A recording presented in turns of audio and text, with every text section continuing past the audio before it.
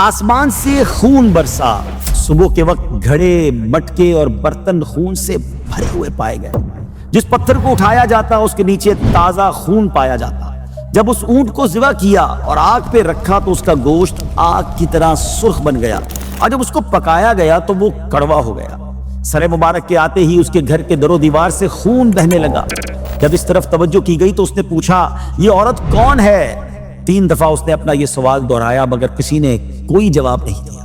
آخرکار ایک میڈ نے جواب دیا کہ جواب سن کر ابن زیاد غصے سے لال پیلا ہو گیا۔ واللہ تو نے میرے سردار کو قتل کر ڈالا، میرے خاندان کا نشان مٹایا، میری شاخیں کاٹ دی۔ اگر اس سے تیرا دل ٹھنڈا ہو سکتا ہے تو ہو جائے۔ قدر و شان اہل بیت۔ السلام علیکم ورحمۃ اللہ وبرکاتہ۔ ناظرین، ویب سیریز کا نام ہے داستان کربلا اور آج اس کی 9ویں ایپیسوڈ ہے۔ ناظرین، کربلا کوئی عام واقعہ نہیں تھا۔ کربلا میں آل رسول کے ساتھ جو ہوا وہ ایک بہت بڑا سانحہ تھا۔ تاریخ میں کبھی بھی کسی بھی نبی کی آل و اولاد کے ساتھ ایسا سلوک نہیں کیا گیا۔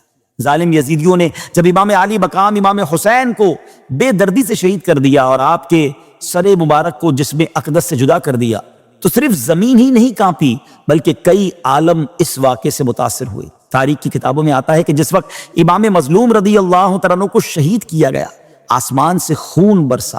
صبح کے وقت گھڑے مٹکے اور برتن خون سے بھرے ہوئے پائے گئے۔ اس روز بیت المقدس میں جس پتھر کو اٹھایا جاتا اس کے نیچے تازہ خون پایا جاتا۔ یزیدی لشکریوں نے جب آپ رضی اللہ تعالیٰ کے لشکر میں ایک اونٹ پایا اور شہادت امام حسین کے بعد جب اس کو ذبح کیا اور آگ پہ رکھا تو اس کا گوشت آگ کی طرح سرخ بن گیا، اور جب اس کو پکایا گیا تو وہ کڑوا ہو گیا۔ گویا قدرت بھی ظالموں کے ظلم پر اپنی ناراضی ظاہر کر رہی تھی۔ ناظرین، یزیدیوں نے نواسہ رسول امام حسین کو صرف شہید کرنے پر اکتفا نہ کیا، اسود بن خالد نے نالین مبارک تک لے لی۔ اس دوران خیمے میں بیمار اور کمزور حالت میں امام زین العابدین رضی اللہ تعالیٰ عنہ بھی موجود تھے۔ جب شمر بدبخت کی نظر آپ پر پڑی تو اس نے کہا، اس کو کیوں چھوڑا ہوا ہے؟ اسے بھی قتل کر دو۔ لیکن اللہ پاک نے ایک شخص حمید بن مسلم کے دل میں رحم ڈال دیا۔ اس نے کہا، یہ بیمار ہیں، کم عمر ہیں، انہیں قتل نہ کرو۔ اس دوران ابن سعد وہاں آیا اور حکم دیا کہ عورتوں کے خیموں میں کوئی داخل نہ ہو اور جو سامان لوٹا گیا ہے واپس کر دیا جائے، مگر کسی نے کچھ واپس نہ کیا۔ اس کے بعد ابن سعد نے تمام شہداء کے سر کاٹنے کا حکم دیا اور پھر وہ مبارک سر نیزوں پر بلند کر کے ابن زیاد کے پاس بھیجے گئے۔ خود ابن سعد 11 محرم تک کربلا میں ٹھہرا رہا، اپنی فوج کے مرنے والوں کی نماز جنازہ پڑھائی اور انہیں دفن کر دیا، مگر شہدائے راہ حق کے جسموں کو ایسے ہی بے گور و کفن پڑے رہنے دیا گیا۔ پھر پردہ نشین خواتین جو بیمار زین العابدین اور چند چھوٹے بچوں کے ساتھ کھلے آسمان کے نیچے رات بھر بے سر و سامانی کے عالم میں تھی، انہیں قیدی بنا کر کوفہ روانہ ہوا۔ پھر جب ابن سعد کربلا سے چلا گیا تو قبیلہ بنی اسد کے لوگوں نے آ کر شہداء کی نماز جنازہ پڑھی اور حضرت امام حسین اور آپ رضی اللہ تعالیٰ کے تمام ساتھیوں کے جسموں کو دفن کر دیا۔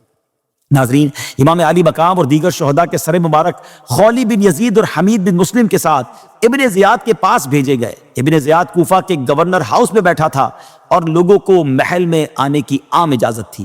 جب دربار لوگوں سے بھر گیا تو ابن زیاد کے سامنے امام علی مقام کا سر اقدس ایک تھال میں رکھ کر پیش کیا گیا۔ سر مبارک کے آتے ہی اس کے گھر کے در و دیوار سے خون بہنے لگا۔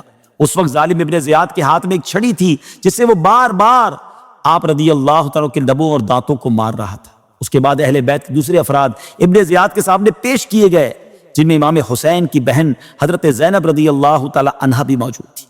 آپ کی طبیعت اس وقت بہت خراب ہو رہی تھی۔ آپ رضی اللہ تعالیٰ عنہ محل میں پہنچ کر ایک سائیڈ میں بیٹھ گئیں اور آپ کی میڈز نے آپ کے گرد سرکل بنا لیا، آپ کی جو خادمائیں تھیں۔ ابن زیاد کی جب اس طرف توجہ گئی تو اس نے پوچھا، یہ عورت کون ہے؟ 3 دفعہ اس نے اپنا سوال دہرایا مگر کسی نے کوئی جواب نہیں دیا۔ آخرکار ایک خادمہ نے جواب دیا کہ یہ رسول اللہ علیہ السلام کی نواسی فاطمہ الزہرا رضی اللہ تعالیٰ عنہ کی بیٹی اور حضرت امام حسین کی بہن ہیں۔ یہ سن کر ابن زیاد جو فتح و کامیابی کے نشے میں چور تھا، آپ رضی اللہ تعالیٰ عنہ کی شان میں گستاخی کرتے ہوئے اس نے کہا، تو نے دیکھا اللہ نے تیرے گھر والوں کے ساتھ کیا سلوک کیا؟ آپ رضی اللہ تعالیٰ عنہ نے جواب دیا، ان کے لیے شہادت لکھی جا چکی تھی، اس لیے وہ اپنی شہادت کی جگہ پر پہنچ گئے۔ ان قریب اللہ تجھے اور انہیں ایک جگہ جمع فرمائے گا، اس وقت وہ اس کے سامنے اس کا انصاف طلب کریں گے۔ یہ جواب سن کر ابن زیاد غصے سے لال پیلا ہو گیا اور اس نے بے تاب ہو کر کہا، خدا نے تیرے نافرمان سردار اور تیرے اہل بیت کے نافرمان باغیوں کی طرف سے میرا دل ٹھنڈا کر دیا۔ اس اذیت ناک جملے پر آپ اپنے آپ کو سنبھال نہ سکیں اور آپ بے اختیار رو پڑیں۔ روتے روتے آپ نے اس ظالم سے کہا واللہ تو نے میرے سردار کو قتل کر ڈالا، میرے خاندان کا نشان مٹایا، میری شاخیں کاٹ دیں، اگر اس سے تیرا دل ٹھنڈا ہو سکتا ہے تو ہو جائے۔ اس کے بعد ابن زیاد کی نظر بیمار حضرت زین العابدین رضی اللہ تعالیٰ عنہ پر پڑی۔ اس نے آپ رضی اللہ تعالیٰ عنہ کو بھی قتل کرنے کا ارادہ کیا، مگر پھر حضرت زینب بیچ میں آ گئیں، جس کی وجہ سے اس نے اپنا ارادہ بدل دیا اور کہا کہ اسے چھوڑ دو، یہ بھی اپنے خاندان کی عورتوں کے ساتھ جائے گا۔